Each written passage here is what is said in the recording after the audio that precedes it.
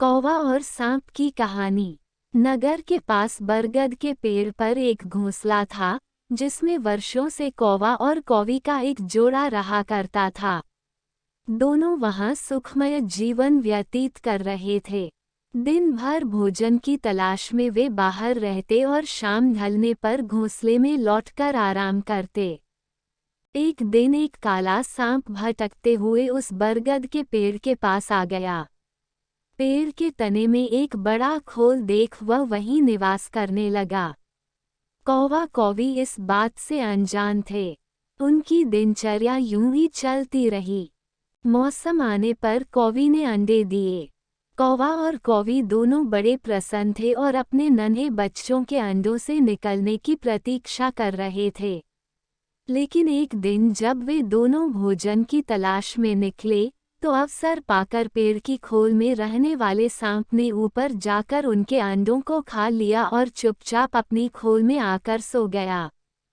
कौवा कौवी ने लौटने पर जब अंडों को घोंसलों में नहीं पाया, तो बहुत दुखी हुए। उसके बाद से जब भी कौवी अंडे देती, सांप उन्हें खाकर अपनी भूख मिटा लेता। कौवा कौवी रोते रह जाते। मौसम आने पर कौवी ने फिर से अंडे दिए, लेकिन इस बार वे सतर्क थे। वे जानना चाहते थे कि आखिर उनके अंडे कहाँ गायब हो जाते हैं। योजनानुसार एक दिन वे रोज की तरह घोंसले से बाहर निकले और दूर जाकर पेड़ के पास छुपकर अपने घोंसले की निगरानी करने लगे। कौवा कौवी को बाहर गया देख काला सांप पेड़ की खोल से निकला और घोंसले में जाकर अंडों को खा गया। आंखों के सामने अपने बच्चों को मरते देख कौवा कौवी तड़प कर रह गए। वे सांप का सामना नहीं कर सकते थे। वे उसकी तुलना में कमजोर थे। इसलिए उन्होंने अपने वर्षों पुराने निवास को छोड़कर अन्यत्र जाने का निर्णय किया। जाने के पूर्व वे अपने मित्र गीदड़ से अंतिम बार भेंट करने पहुंचे।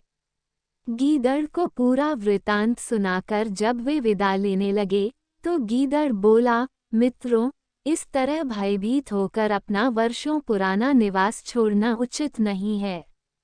समस्या सामने है, तो उसका कोई न कोई हल अवश्य होगा। कौवा बोला, मित्र, हम कर भी क्या सकते हैं? उस दुष्ट सांप की शक्ति के सामने हम कमजोर हैं। हम उसका मुकाबला नहीं कर सकते। अब कहीं और जाने के अलावा हमारे पास कोई चारा नहीं है। हम हर समय अपने बच्चों को मरते हुए नहीं देख सकते।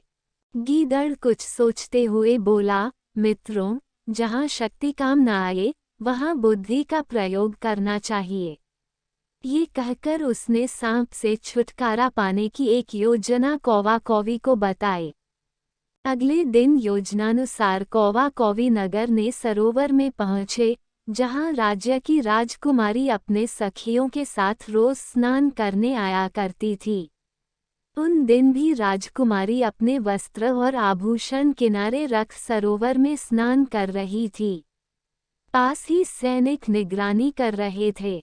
अवसर पाकर कौवे ने राजकुमारी का हीरों का हार अपनी चोंच में दबाया और काऊ काऊ करता हुआ राजकुमारी और सैनिकों के दिखाते हुए ले उड़ा।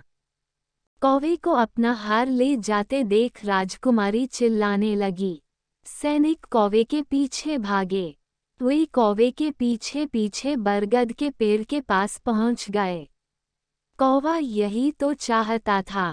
राजकुमारी का हार पेड़ के खोल में गिराकर वह उड़ गया। सैनिकों ने ये देखा, तो हार निकालने पेड़ की खोल के पास पहुंचे। हार निकालने उन्होंने खोल में एक डंडा डाला। उस समय सांप खोल में ही आराम कर रहा था। डंडे के स्पर्श पर वह फन फैलाए बाहर निकला। सांप को देख सैनिक हरकत में आ गए और उसे तलवार और भाले से मार डाला। सांप के मरने के बाद कौवा कौवी खुशी खुशी अपने घोंसले में रहने लगे। उस वर्ष जब कौवी ने अंडे दिए, तो वे सुरक्षित रहे। सीख: जहाँ शारीरिक शक्ति काम न आए, वहाँ बुद्धि से काम लेना चाहिए।